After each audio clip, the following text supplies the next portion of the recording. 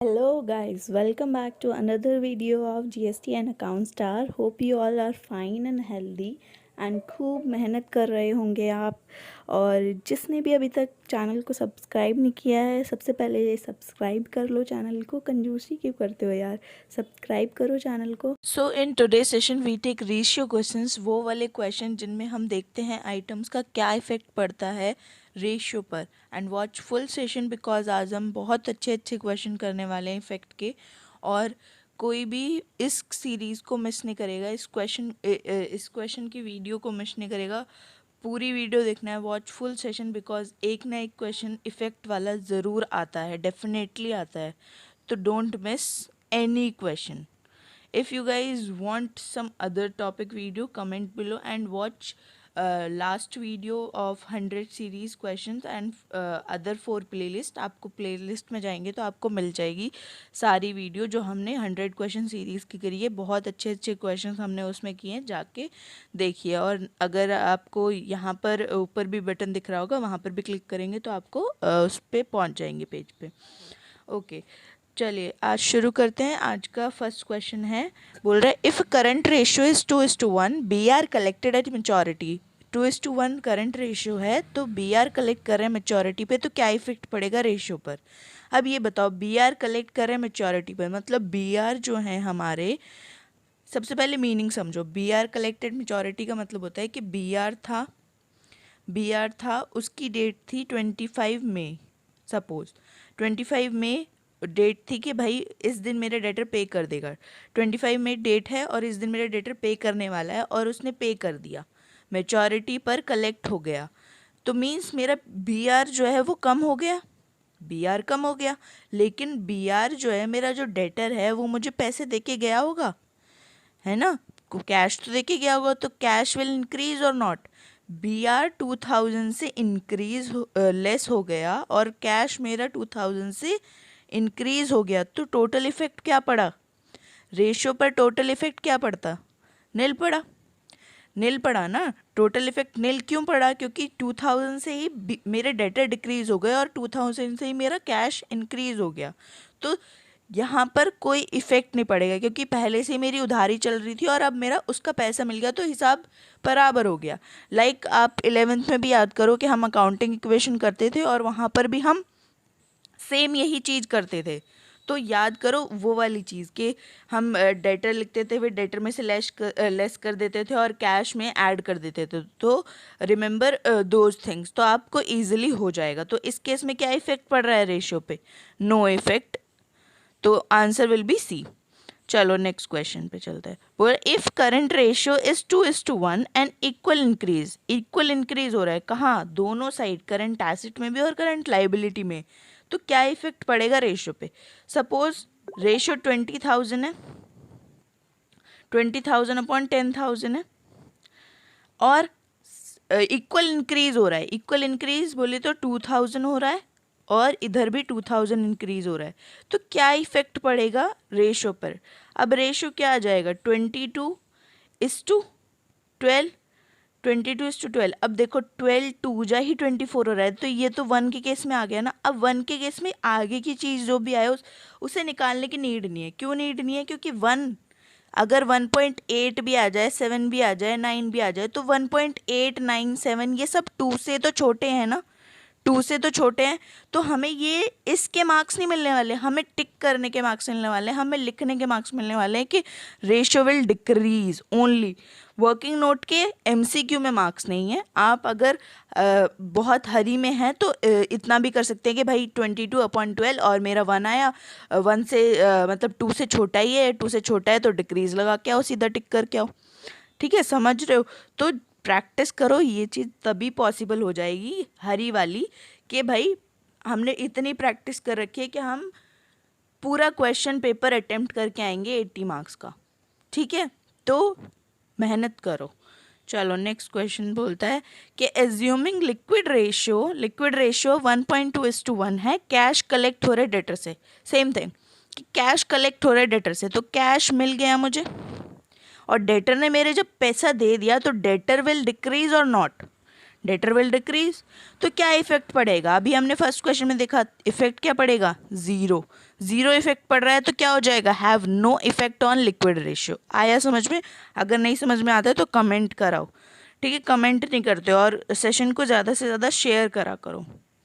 Next question है, बोल रहे हैं करंट रेशियो 2:1 है, बी आर एंडोर्स कर दे रहे हैं क्रेडिटर को, बी आर एंडोर्स कर दे रहे हैं और वो डिसऑनर भी हो गया। अच्छा क्वेश्चन है, बी आर एंडोर्स कर दिया। अब ये समझो कि बी आर एंडोर्स करते हैं तो क्या होता है, जब हम अपने क्रेडिटर को बी आर दे देते हैं, बी आर दे दिया हमने क्रेडिटर को, बी आर दे दिया हमने क्रेडिटर को, तो ये बताओ हमने अपने बी आर कम कर दिए होंगे ना, बी आर कम कर दिए होंगे और हमने अपने क्रेडिटर भी कम कर दिए होंगे। लेकिन नाउ सिचुएशन विल चेंज। क्यों चेंज? क्योंकि अब जो है मेरे क्रेडिटर हैं वो मेरे से आके कहेंगे ना कि भाई डिसऑनर हो गया, मुझे पैसे दो। उसने पैसे नहीं दिए बी आर वाले ने, तो पैसे मेरे से आके क्रेडिटर मांगेगा ना, तो creditor will create again, creditor will create again और नॉट, क्रेडिटर क्रिएट हो गए और मैंने बी आर भी कम कर दिया था। अब बी आर इंक्रीज हो जाएगा या नहीं हो जाएगा? Now will B R will increase, B R will increase, तो डेटर क्रिएट अगेन हो गए या नहीं हो गए? डेटर क्रिएट हो गए अगेन, है ना, डेटर क्रिएट हो गए अगेन। तो इसका इफेक्ट क्या पड़ेगा वो देखो, इसका इफेक्ट ये पड़ेगा, होप ये लिख लिया होगा आपने। तो इफेक्ट ये पड़ेगा, देखो जैसे कि मान लो 20,000 मेरा रेशियो था, 20,000 अपॉन 10,000, मेरे बी आर दोबारा से क्रिएट हो गए, तो मेरे बी आर दोबारा से क्रिएट हो गए 2,000, और मेरा डेटर क्रेडिटर मेरे दोबारा से क्रिएट हो गए।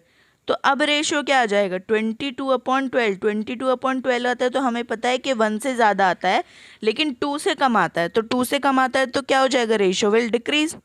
आया समझ में? चलो इसको ध्यान से कर लेना, ठीक है? नेक्स्ट क्वेश्चन पे चलते हैं। बोलता है कि if current ratio is 2:1, B R endorse to a creditor. ये तो सिंपल, अभी हमने पीछे ही डिस्कस करा कि बी आर एंडोर्स कर देते हैं क्रेडिटर को, तो क्रेडिटर विल डिक्रीज और B R also will decrease.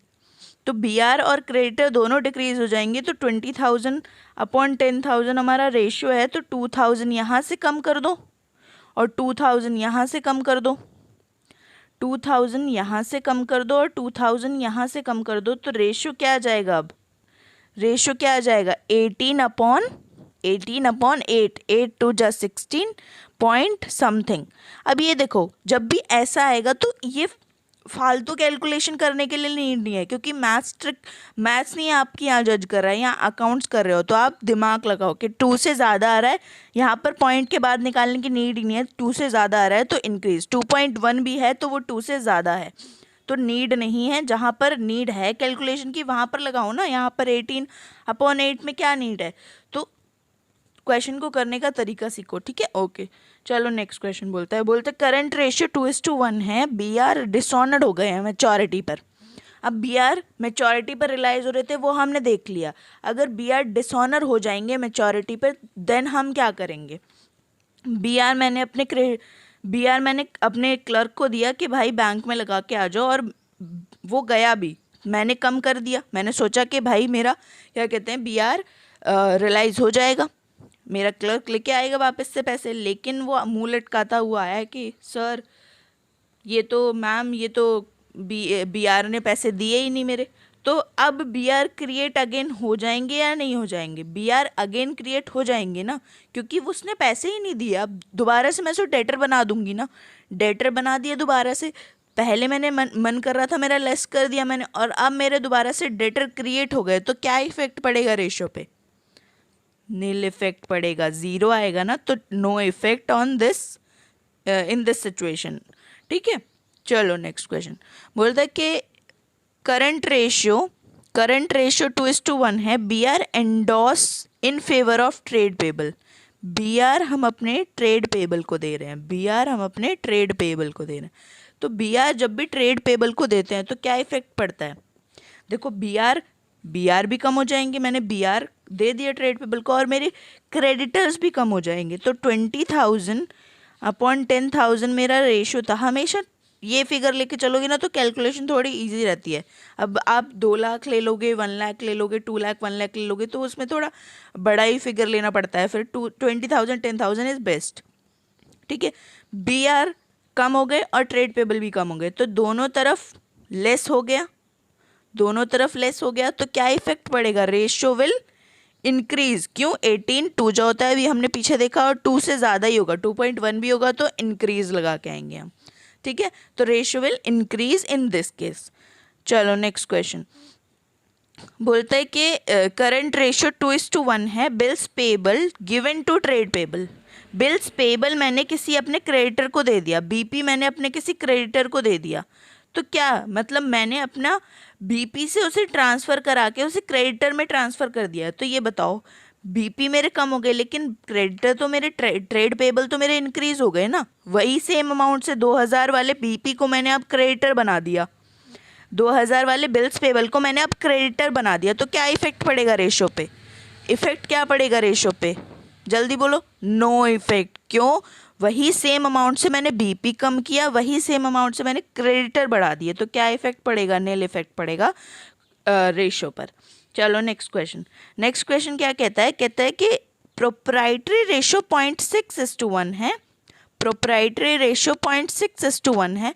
Buyback कर रहा है अपने खुद के शेयर, बायबैक कर रहा है अपने खुद के शेयर। प्रोप्राइटरी रेशियो में होता क्या है? शेयर होल्डर्स फंड होता है, ऊपर शेयर होल्डर्स फंड्स होता है, और नीचे क्या होता है? टोटल एसेट होता है ना, टोटल एसेट होता है। बायबैक कर रहा है अपने शेयर्स, तो सबसे पहली बात तो ये सीखो कि बायबैक करता है तो उस केस में, बायबैक करने के केस में हम अपने शेयर्स क्या कर देते हैं, जिन्हें दे रखे होते हैं शेयर्स, हम उनसे वापस ले लेते हैं। तो वापस ले लेते हैं तो पैसा तो लगेगा ही ना, उसे कैश दोगे या नहीं दोगे? कैश दोगे तो कैश विल डिक्रीज और नॉट? एग्री? कैश डिक्रीज हो गया। अब शेयर होल्डर्स फंड भी तो कम होगा, क्योंकि हम अपने शेयर किसी से वापस ले रहे हैं। अब शेयर हम हटा देंगे कि भाई ये राम को हमने शेयर दे रखे थे, राम से हमने वापस ले लिए, तो राम खत्म हो गया ना, राम खत्म हो गया, तो राम खत्म हो गया तो शेयर भी तो खत्म हो गए, शेयर खत्म हो गए और पैसे भी हमने दे दिए, तो दोनों तरफ डिक्रीज हो गया। मान लो 6,000 अपॉन 10,000 था, 0.6 बन रहा है ना इस केस में। अब 2,000 के मैंने शेयर बायबैक कर लिए, तो शेयर्स भी कम हो गए, राम वाले खत्म हो गए, राम वाले शेयर्स, और राम को मैंने पैसे भी दे दिए। तो अब मेरा रेशियो क्या बन जाएगा? 4/8। 4/8 सबको पता है कि 4×2 होता है, और 1/2 करते हैं तो क्या आता है? 1/2 करते हैं तो क्या आता है? 1/2 करते हैं तो 0.5 आता है। तो 0.5 विल इंक्रीज और डिक्रीज? 0.6 से 0.5 कम है या ज़्यादा है? कम है, ऑब्वियस सी बात है। तो क्या हो जाएगा आंसर? डिक्रीज हो जाएगा हमारा यहाँ पर आंसर। और कोई भी क्वेरी हो करे तो कमेंट कर दिया करो, और जो भी आपको नेक्स्ट टॉपिक चाहिए उसका कमेंट कर देना, और पढ़ते रहो जोरों शोरों से। नेक्स्ट क्वेश्चन बोलता है कि if proprietary ratio is 0.6:1, conversion of debenture into shares. Conversion of debenture मतलब डिबेंचर वाले प्रेफरेंस में आना चाहते हैं, डिबेंचर वाले प्रेफरेंस में आना चाहते हैं, तो शेयर विल इंक्रीज और not? Share capital will increase और नॉट? क्योंकि प्रेफरेंस शेयर्स बढ़ रहे हैं, डिबेंचर तो लॉन्ग टर्म बोरोइंग होते हैं, लेकिन प्रेफरेंस शेयर्स हमारे बढ़ रहे हैं, तो शेयर कैपिटल बढ़ेगा। अब यहाँ पर शेयर होल्डर्स फंड ही होता है क्वेश्चन में, मतलब प्रोप्राइटरी फंड में शेयर होल्डर्स फंड ही होता है, नीचे टोटल एसेट होता है। अब डिबेंचर ही तो ट्रांसफर होकर प्रेफरेंस शेयर्स में आ रहे हैं, क्या कोई पैसा या कुछ दे रहे हैं? नहीं दे रहे ना, सिर्फ ट्रांसफर हो रहे हैं, तो ट्रांसफर में सिर्फ शेयर्स ही तो बढ़ेंगे, तो शेयर होल्डर्स फंड बढ़ गया, यहाँ पर कोई इफेक्ट नहीं पड़ा टोटल एसेट पे। तो जब भी हमारा ऊपर इंक्रीज होता है तो रेशियो हमारा हमेशा इंक्रीज होता है, ये बात ध्यान रखना कि कभी भी जब हमारा न्यूमरेटर में इंक्रीज होगा और डिनोमिनेटर पे उसको कोई फ़र्क नहीं पड़ेगा, तो रेशियो ऑलवेज इंक्रीज। और अगर क्या कहते हैं न्यूमरेटर में डिक्रीज हो रहा है और डिनोमिनेटर में कोई फ़र्क नहीं पड़ रहा, तो रेशियो विल डिक्रीज ऑलवेज। ठीक है, इस बात को लिख लो स्टार बना के कि ऐसा होता है। ठीक है, ओके, चलो बस इतने ही क्वेश्चन थे, और आपको जो क्वेश्चन चाहिए उसको आप कमेंट करना कि भाई दीदी इस पर्टिकुलर टॉपिक का आप ये वीडियो बना के दे दो कि इस टॉपिक का हमें समझ नहीं आ रहा है, वो करके दे दो। Thank you very much for watching the video. Please like share and subscribe my channel. Share करो, ज़्यादा से ज़्यादा शेयर करो।